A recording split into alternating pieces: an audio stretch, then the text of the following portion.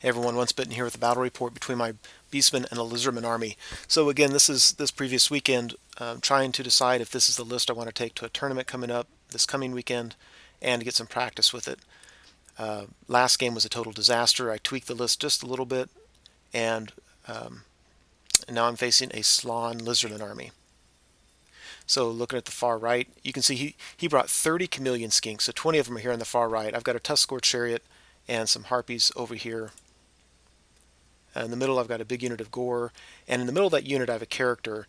He's just a hero level. He's got I think it's a 5-point magic sword. I just needed to give him magical attacks just in case, but then I gave him blackened plate. And so what I like about this is it gives him a 2-up ward against flaming attacks. It gives the whole unit a 4-up ward against flaming attacks. So I thought, in the metagame, a lot of armies do show up with the Banner of Eternal Flame so they can deal with regen. Well, if I ever face that, he makes the whole unit very, very powerful as a counter to that. So I thought that might provided some good synergy. There's a Razor Gore in front of him, Herdstone to the left. There's one of my level 2s with a Lore of Shadow. One brought the Herdstone, the other one brought the Chalice of Dark Rain, which screws up one of my enemies' shooting phases. You can see I have another level 2 near the Herdstone as well. Horde of Gore with extra hand weapons, BSB with a 4-up ward. In the front right corner is my level 4 with the Lore of Beasts. He's got the 4-up ward and the Crown of Command. Doombull behind him, my typical build. And then I've got Bestigors on the left. Razor Gore, Tuskor Chariot in the woods, no less, and some Harpies. You can see his other unit of Chameleon Skinks in front of me there. So in the middle, really, he's just got kind of a standard battle line for this kind of build. He's got Ancient Stegodon, and this has a magic item on it, so it does 2d6 impact hits instead of 1d6 impact hits. So that's kind of a big deal. Got a unit of Saurus Warriors. In the front, there's an unpainted character. This is a Lord level fighty character. I don't remember his exact build. He's meant to be killy. The primed unit is a unit of Temple Guard with the Slan. Slan has a very typical build of extra power die, knows every lore in the spell. He's also the battle standard bearer. Behind him is a Skink Priest with the Lore of Heavens, and then to the right is another unit of Saurus Warriors with a hero level character in that one. There they are. He's the primed unit in front row. Then a unit of Salamanders, and of course you've already seen the Chameleon Skinks to the right. So I get to go first, which I always enjoy. I move up as you can see. Over here is Chameleon Skinks. If he could have gone first, they could have moved up, probably killed a Razor Gore or something, but regardless where he put them, made them an easy charge range with my Bestigors, so I thought I'd go ahead and get them off the table. And as well here, I think he was hoping my Chariot would charge his rightmost unit and take Dangerous Terrain Test in the water, which I would have done, but he set this other unit so that I could just wheel and go right over the bridge. So, yeah, nice to get 2 units of Chameleon Skinks should be taken care of right off the bat, which I thought was very, very nice. And probably a mistake on my opponent's part, giving me those, easy points.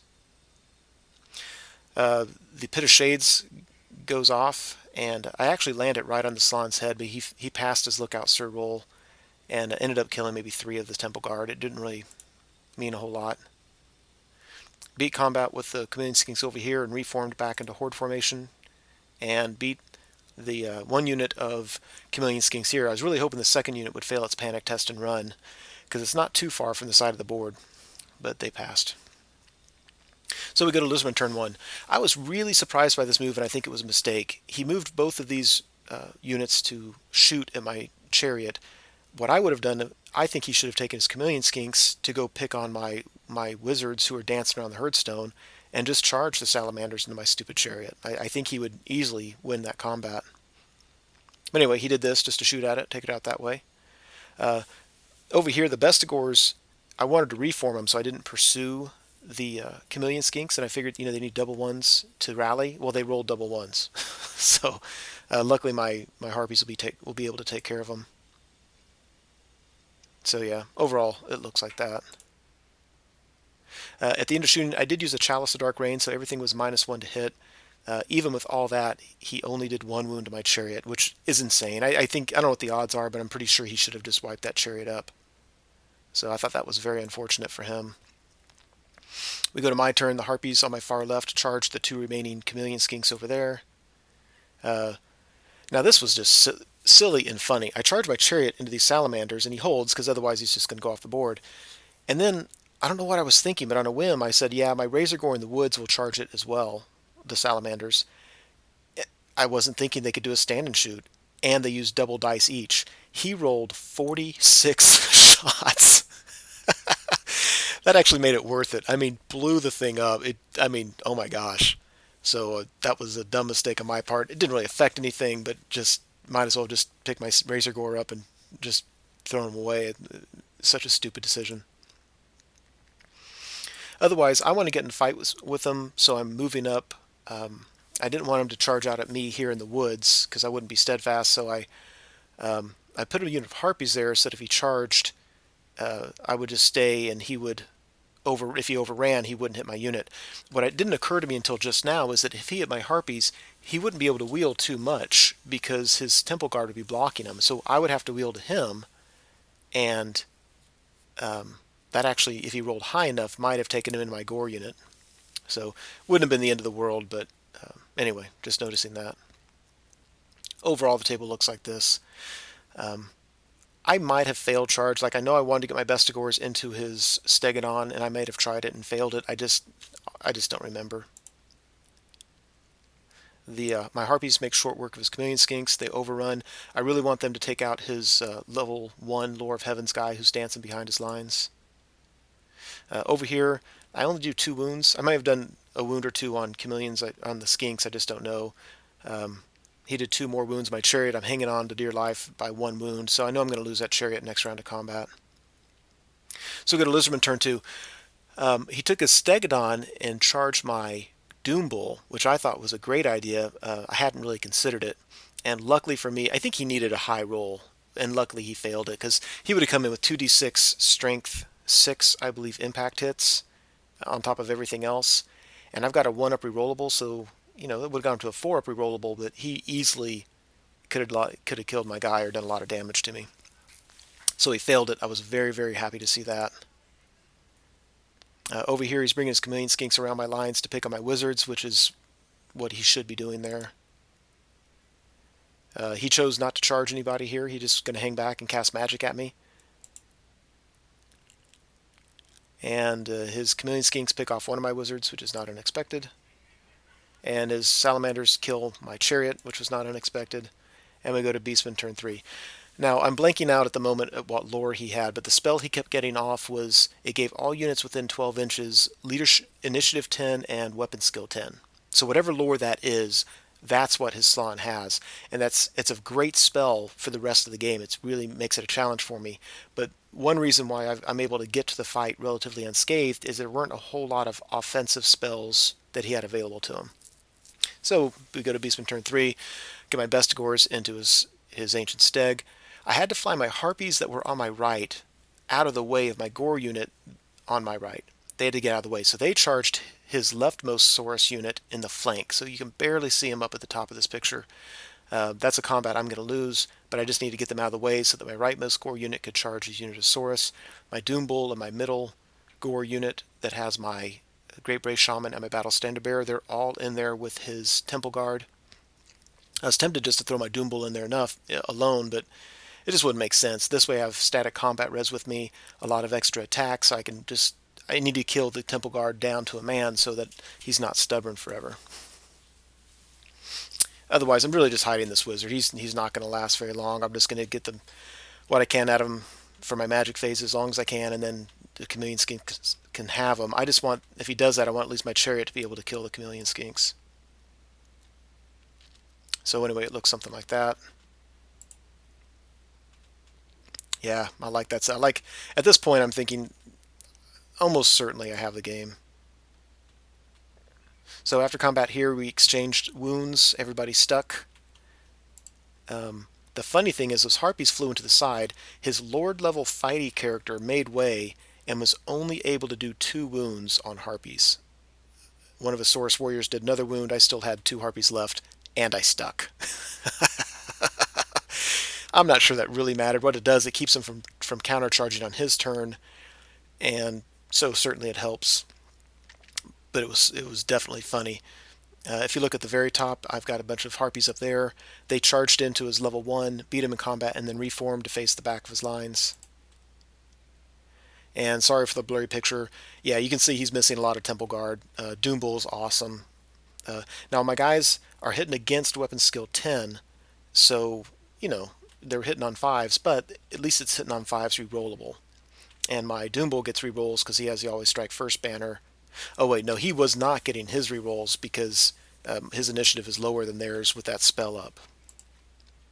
Now the real surprise was this gore unit went into his Saurus unit, and I have a hero level character who's okay. Even with all that, I lost combat, was not steadfast, broke, and ran. So, you know, not horribly unlucky, but it kind of surprised me. I expected everything to at least just hold there. So we get a Lizardman turn 3. He charges my gore unit with his Saurus warriors. I have to flee. He charges with his chameleon skinks, catches them, and so they're off the table. Otherwise, the battle rages on here. He brings his salamanders over. After combat, there's only 2 Temple Guard remaining, so my doombull is completely out of the fight. So he just reforms to face the back of the Saurus unit. My gore is still tied up with his Slann and 2 Temple Guard, but I'm not worried about that. Look at all those frenzy markers on my doombull. That's awesome. I love him. My Bestigor finally kill off the ancient Stegodon. The priest that was on top of him is down on the ground now, but he's my Razorgore makes short work of him as well as my harpies, so not really worried about that.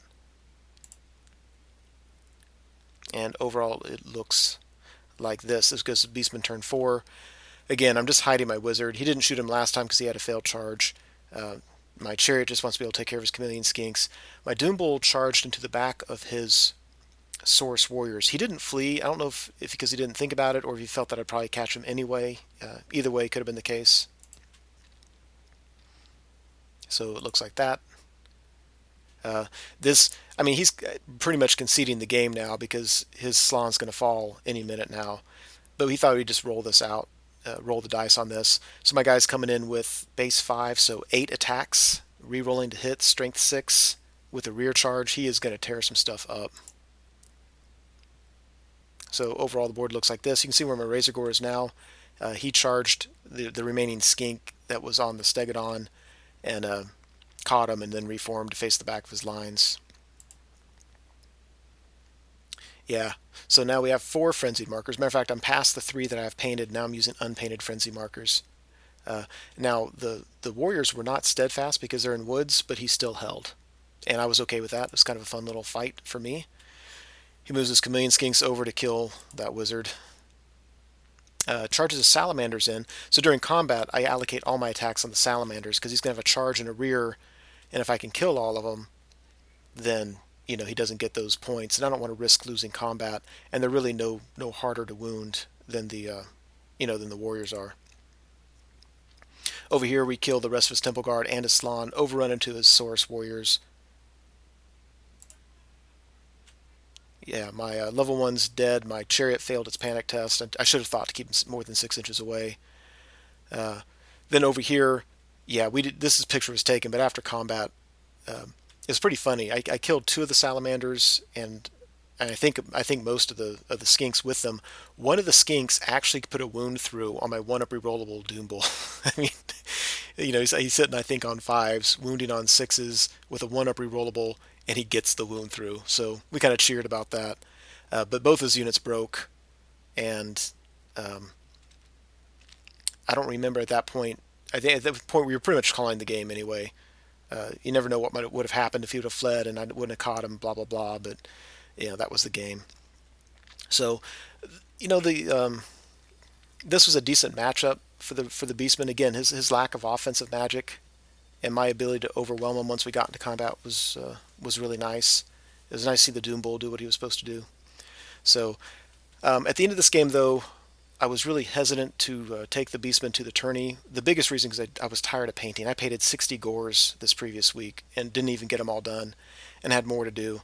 And I felt that my list just wasn't versatile enough. I think there are things I can face that I just don't have the tools to deal with. So, nice to get a victory with the Beastmen. I'm going to put them away for at least 5 games because I'm going to have hopefully 2 prep games and then 3 games in a tournament. And then we'll revisit the Beastmen again. So anyway, that's it. Hope you enjoyed it.